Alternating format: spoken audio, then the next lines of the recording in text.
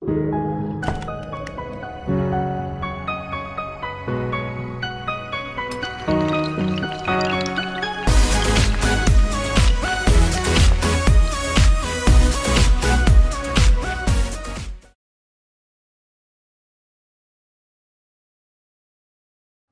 આપણે ધોરણ 5 માં અંગ્રેજી ગ્રામરમાં ધીસ એન્ડ ધેટ વિશે જોઈશું। એક નવો પોઈન્ટ છે, બરાબર। પહેલા તો આપણે શીખી ગયા આર્ટિકલ્સ વિશે, વોટ ઇઝ ઇટ વિશે। તો હવે આ એક નવો પોઈન્ટ શીખીએ છીએ, ધીસ એન્ડ ધેટ। હવે તેની સમજૂતી હું અહીંયા આપું છું। ધીસ એટલે આ, એની વ્યાખ્યા શું છે? તો નજીકની વસ્તુ કે વ્યક્તિ દર્શાવે છે। શું દર્શાવે છે? નજીકની વસ્તુ કે વ્યક્તિ। એટલે કે નજીકની એટલે કે કેવી? તમે જે અડી શકો છો, એકદમ તમારી પાસે છે તેવી વસ્તુ। ઉદાહરણ તરીકે જો ધીસ ઇઝ અ ટેબલ, એટલે કે મારી સામે ટેબલ છે। ધીસ ઇઝ અ ટેબલ, એ ટેબલને હું આમ અડી શકું છું, એટલે આ તેનો અર્થ સમજાવે છે કે નજીકની વસ્તુ કે વ્યક્તિ। હવે આપણે ધેટ વિશે જોઈએ।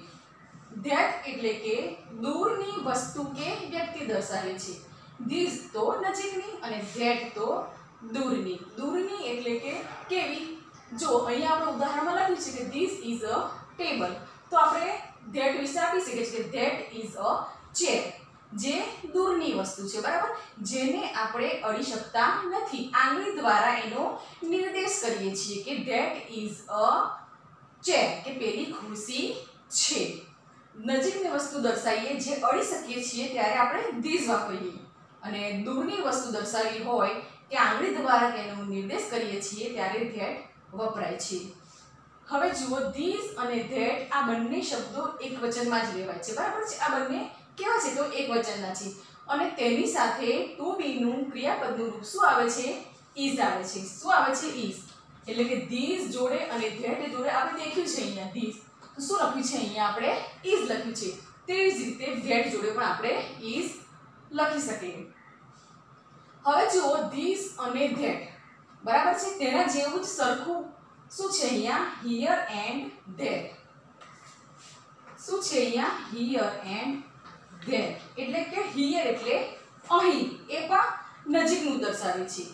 ધેર એટલે ત્યાં, એ દૂરનું દર્શાવે છે। જેમ આપણે ધીસ અને ધેટનું જોયું તેવું જ આ સરખું છે, થોડું એનું સરખાપણું આવે છે અંદર। પાસેની વ્યક્તિ કે વસ્તુ દર્શાવવા હિયર વપરાય છે, બરાબર। જો અહીંયા હિયર આપ્યું છે, પાસેની, અહીંયા આપણે ધીસમાં શું લખ્યું હતું? નજીકની। એવી રીતે અહીંયા કયો શબ્દ આવ્યો છે? પાસેની। પાસેની વ્યક્તિ કે વસ્તુ દર્શાવી હોય ત્યારે હિયર વપરાય છે। તેવી જ રીતે ધેર, ધેર એટલે કે ત્યાં, એટલે કે દૂરની વસ્તુ કે વ્યક્તિ। દૂરની વ્યક્તિ કે વસ્તુ દર્શાવવા માટે ધેર વપરાય છે। પડી ગઈ તમને સમજ? હિયર અને ધેર, અને ધીસ અને ધેટ બંને કેવું છે? થોડું ઘણું સરખાપણું આવે છે બંનેમાં। હવે આપણે આગળ આ હિયર અને ધેરના ઉદાહરણ જોઈએ। જુઓ અહીંયા, ધીસ ઇઝ મહેશ, વાક્ય લખ્યું છે મેં, ધીસ ઇઝ મહેશ, બરાબર, એટલે કે આ મહેશ છે। તો આપણે એને નજીક છે, બરાબર છે, પાસે છે, મારી પાસે છે, એટલા માટે આપણે શું લખીશું? મહેશ છે માટે હી। તો હી ઇઝ હિયર, એટલે કે તે કેવો છે? પાસે છે, મારી પાસે છે। અને ધેટ ઇઝ મીતા। ધેટ એટલે તો તમને સમજાવ્યું હતું તે પ્રમાણે પેલું, તો સી ઇઝ ધેર, ધેટ છે એટલા માટે ધેર। અહીંયા ધીસ છે એટલા માટે આપણે હિયર લખ્યું, અને ધેટ છે માટે આપણે ધેર, એટલે કે સી ઇઝ ધેર, તે ત્યાં છે। ધીસ ઇઝ મહેશ, એટલે કે આ મહેશ છે। હી ઇઝ હિયર, તે અહીંયા છે।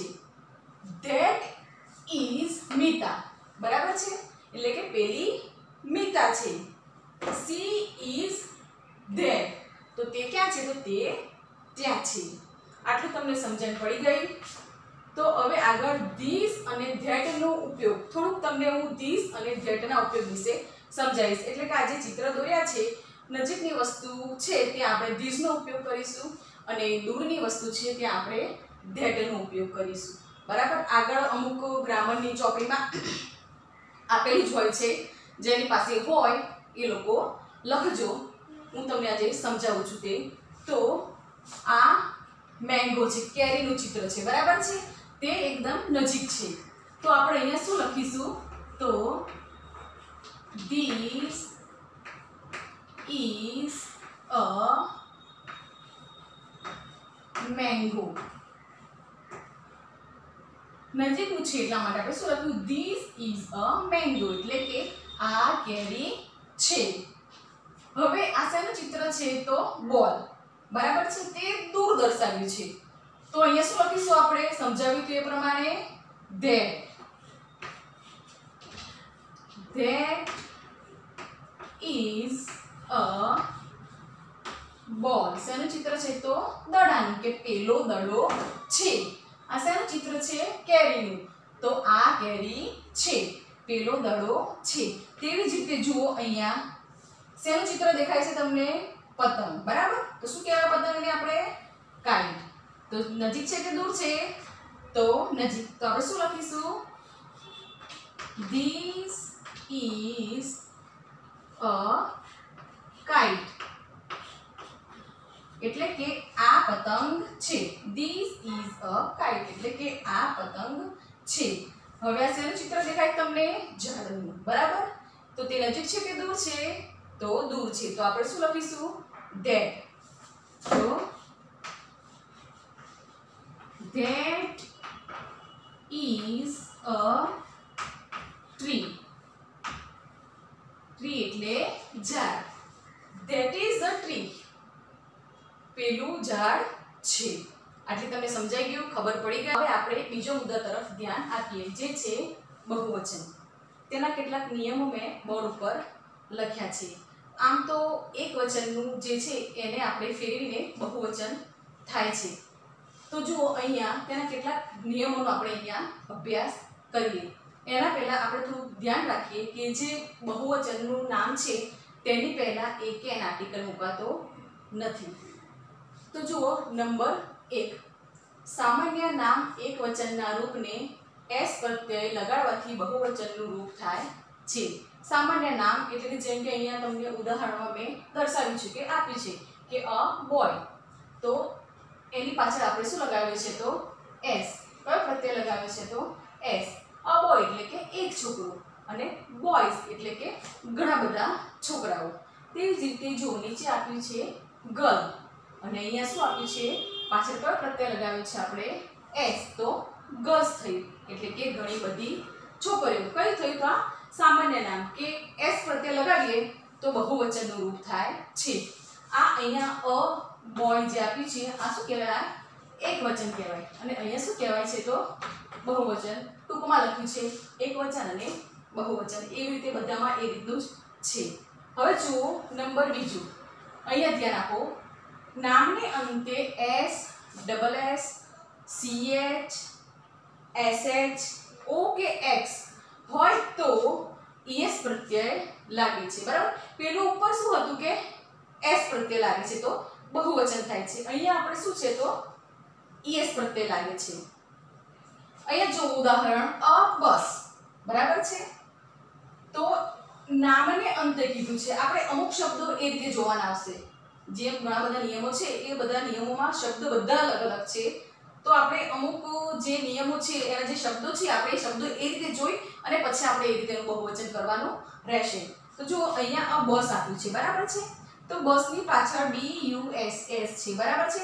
તો અહીંયા આપણો નિયમ શું કહે છે કે S, double S, SH, CH, O કે X હું બોલી ગઈ, બરાબર. તો અહીંયા એસ આપેલો છે તો માટે આપણે આ એસ, તો અહીંયા શું આવ્યું? ES. તો કીધું છે ને કે કયો પ્રત્યય લાગે છે? તો ES. તેવી જ રીતે અડીશ, તો અહીંયા પાછળ અડીશ છે તો પાછળ શું કયો છે શબ્દ? SH આપેલું છે, બરાબર છે. તો એની પાસે શું લાગ્યા? ES લાગે. શું લાગે? ES લાગે, બરાબર. એવા બીજા ઘણા શબ્દો છે પરંતુ અહીંયા મેં બે જ એક્ઝામ્પલ લીધા છે. તો જુઓ હવે આગળ આપણે જોઈએ નંબર 3, બરાબર છે. ત્રીજો નિયમ જોઈએ. નામને અંતે F કે FE હોય, બરાબર. શું હોય? નામની અંતે F કે FE હોય તો F ની જગ્યાએ શું લાગે છે? VES લાગે છે. શું લાગે છે? VES. નામની અંતે જો આ કયો હોય તો f આપ્યો હોય અને અહીંયા શું આપ્યું હોય તો fe. હવે નામ હું તમને કહું કયું બરાબર. અ લીફ લખ્યું છે બરાબર એટલે કે પાંદડું. તો નામની અંતે જો હવે એની પાછળ f આપેલો છે બરાબર સમજાઈ ગયું.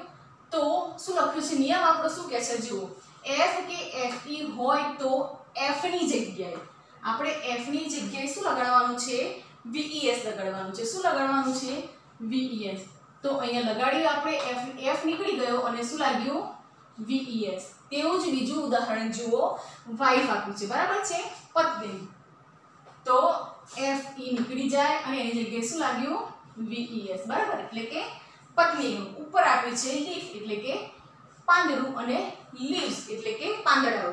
તેવી જ રીતે વાઇફ એટલે કે પત્ની એક પત્ની બરાબર અને વાઇફ્સ એટલે કે પત્નીઓ. હવે જો નંબર 4 જો નામની છેડે વાય હોય અને તેની પૂર્વે કોઈ વ્યંજન આવેલું હોય. સ્વર અને વ્યંજનની સમજૂતી મેં તમને આગળ આપી દીધી છે બરાબર. તો અહીંયા આપણે એટલું સમજીએ કે તેની આગળ શું આપેલું હોય વ્યંજન આપેલું હોય તો y નો શું કરી દેવાનું છે i કરી દેવાનું છે અને પછી es પ્રત્યય લગાવવાનો છે. પડી ખબર તમને. નામને છેડે y હોય અને તેની પૂર્વે એટલે કે પહેલા કોઈ વ્યંજન આપેલું હોય તો y નો શું કરી દેવાનો છે i કરી અને પછી es પ્રત્યય લગાડવાનો છે. જો અહીંયા ઉદાહરણ અ સ્ટોરી. સ્ટોરી એટલે કે વાર્તા. અહીંયા y આપેલો છે નામની અંતે બરાબર.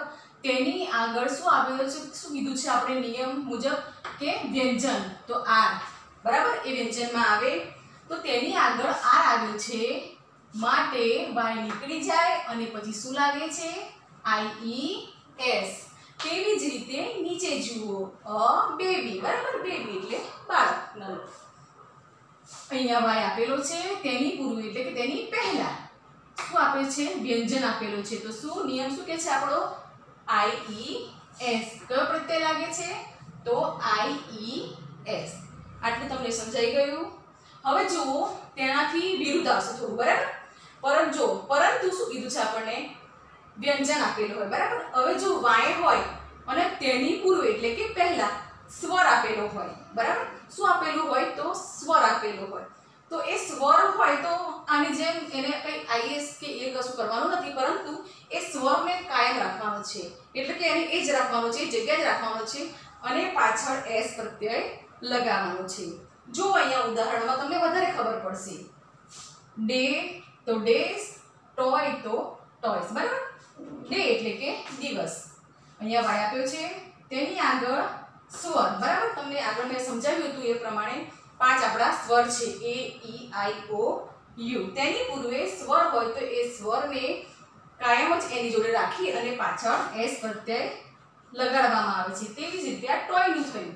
અહીંયા o બરાબર છે સ્વર છે તો માટે આપણે s લગાડવાનું. હવે જુઓ આગળ નિયમ જુઓ.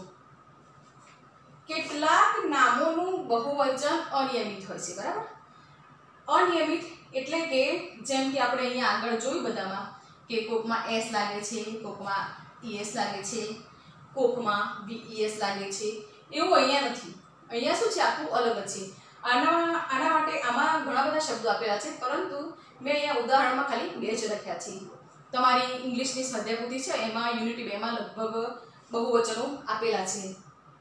તો જુઓ અહીંયા મેન અને એનું બહુવચન શું થાય તો men મેન થાય. આખું અનિયમિત એટલે આખું અલગ જ છે. તેવી જ રીતે અહીંયા ચાઇલ્ડ આપ્યું છે તો ચાઇલ્ડનું બહુવચન શું થાય તો ચિલ્ડ્રન થાય બરાબર.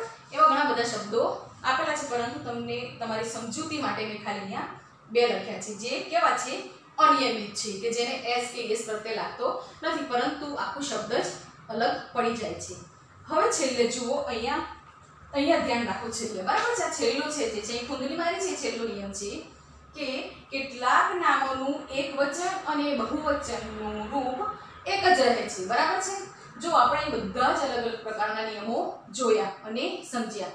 હવે આમાં જુઓ શું કીધું છે કે એકવચન અને બહુવચનનું રૂપ કેવું હોય છે એકનું એક જ રહે છે કે એક વચનમાં એ થાય અને બહુવચનમાં પણ એનું એ જ થાય.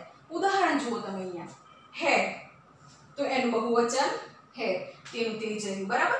અ ફિશ બરાબર તો તો તેનું બહુવચન શું થયું? ફિશ. કે એનું એ જ રહ્યું, આમાં કોઈ ફેરફાર થયો નહીં. એકવચન પણ એનું એ અને બહુવચન પણ એનું એ. જો આ બધા જ નિયમો તમે સમજી ગયા, બરાબર?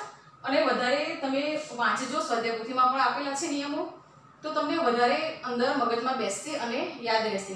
હવે જુઓ, ફરી એક વખત આપણે રિવિઝન કરી લઈએ, બરાબર? કે ભાઈ નંબર 1 કે સામાન્ય નામ કે આપણે s પ્રત્યય લગાવીએ છીએ તો બહુવચન રૂપ થાય છે. બીજા નંબરમાં જોયું કે આપણે s, double s, ch, o કે x બરાબર હોય તો શું લાગે છે? es પ્રત્યય લાગે છે. ઉદાહરણ આપણે જોઈ લીધું.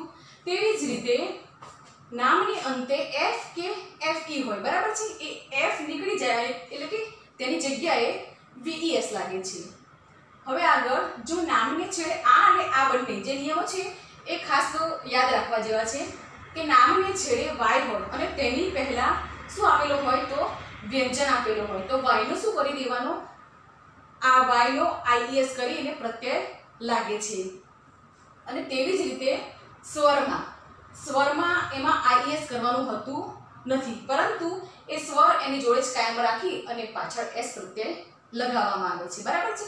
આગળ આપણે જોયું કે કેટલાક નિયમો કેવા હોય છે બહુવચનના? તો અનિયમિત હોય છે કે એનું એકવચન પણ અલગ હોય અને એનું બહુવચન પણ અલગ આવે છે. અને કેટલાક જે છે એ એકવચન અને બહુવચન બંને સરખા હોય છે. તો તમે આટલું સમજી લીધું અને ઘરે તમે આનો અભ્યાસ કરજો અને વાંચજો, તો જેથી કરીને તમને આ નિયમો મગજમાં બેસે અને યાદ રહે.